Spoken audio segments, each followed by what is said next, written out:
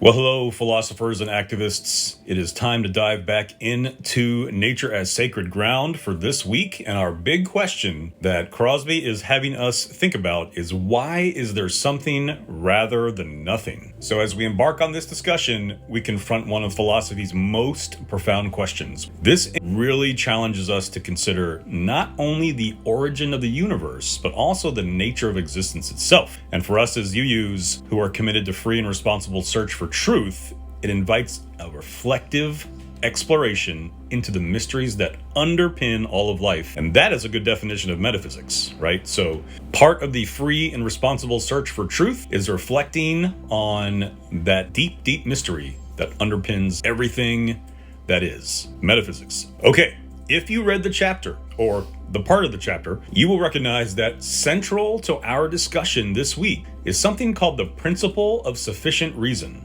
The principle of sufficient reason. I know, big philosophy phrase, but the idea is that nothing occurs without a reasonable explanation. Pretty simple, right? And I think we can say that that is probably the case. So this principle, famously endorsed by people like G.W. Leibniz, posits that every event or state of affairs, so every aspect of existence, demands an explanation. So in the context of the universe, this principle of sufficient reason prompts us to ask, what is the cause or reason behind the existence of everything we see? Think about this. It's pretty simple to look at, we'll say, two billiard balls, right? So if one billiard ball hits another billiard ball 1 striking billiard ball 2 is causing billiard ball 2 to move. It's very easy to find a principle of sufficient reason for those things within the physical world, within the world that we experience, the world that we see. But what about the cause of the universe? Okay, think about this for a minute. So if everything that we see, if everything that we experience in life has some kind of cause, isn't it rational to believe that the universe has a cause? And so if we think of it as a difference between physics and metaphysics, what we see in our everyday experience, physics can explain that. But when we're asking big questions about the existence of the universe, or what mystery underpins all of life, those are metaphysical questions, and those questions matter too. So consider a broken vase. We instinctively search for a cause, a misstep, an accident, a force, something that accounts for its current state, right? So we walk in, we see a broken vase, we instinctively know something caused that vase to break. Similarly, when we examine the universe as a whole, the principle of sufficient reason compels us to seek an underlying explanation for its being. Whether there is an underlying explanation or not, humans are still compelled to think these big metaphysical questions and look for answers. And remember, our answers to these metaphysical questions very likely will influence how we live in the world. So over the centuries, thinkers have proposed various theories to explain why the universe exists. Let's briefly consider several influential perspectives, and this is good to know. So first, creation by a divine being. One traditional view holds that a divine being, God, created the universe. This perspective posits that the universe's existence is contingent upon a transcendent cause. Yet, it inevitably leads to further inquiry, because why does God exist? Or what is the nature of this divine necessity?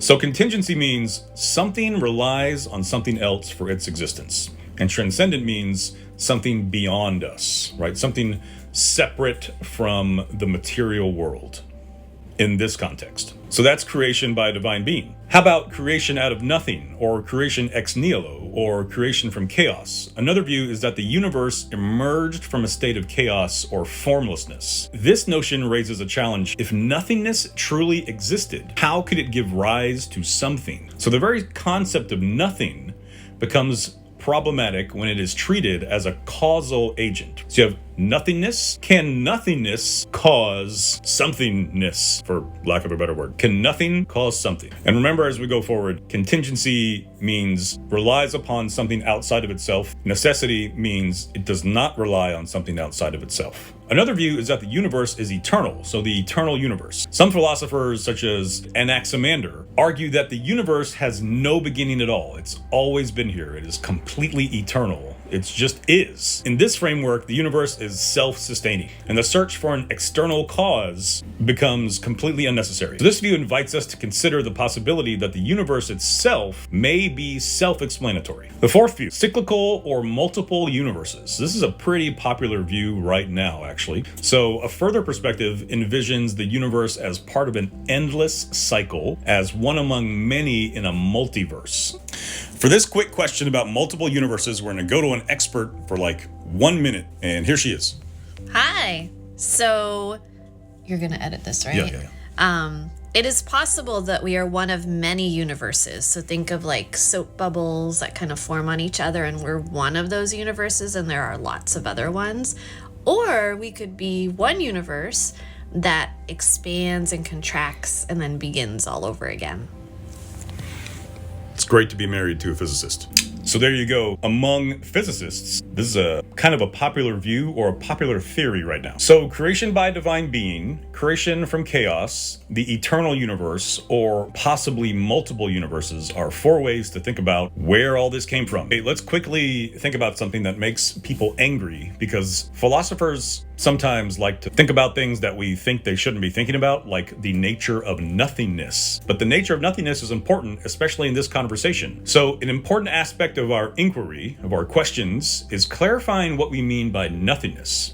In everyday language, nothing might be understood as the absence of something. But as a concept in philosophy, nothingness is not a substance or a state in itself. It is merely the absence of any being or state, right? So imagine an empty room. The room isn't occupied by a thing called nothing. Rather, it lacks occupancy. So this subtle but important distinction helps us appreciate why the idea of nothingness cannot serve as a straightforward basis for explaining the emergence of the universe. That's a problem. So here's Crosby giving us an idea of what he believes. So he's probably going to make the argument, or try and support the argument, that nothingness cannot serve as a straightforward basis for explaining the emergence of the universe. So that's his stance on nothing. So a key debate arises around whether the universe requires an explanation external to itself. This is what some people would call a transcendent ground. So transcend means beyond. So a ground, a stabilizing force that is beyond our existence, that is beyond the material world, doesn't have to be divine, but that's the first thing that comes to our minds, right? So some kind of divine transcendent ground that sustains us, that has created us, those kind of things.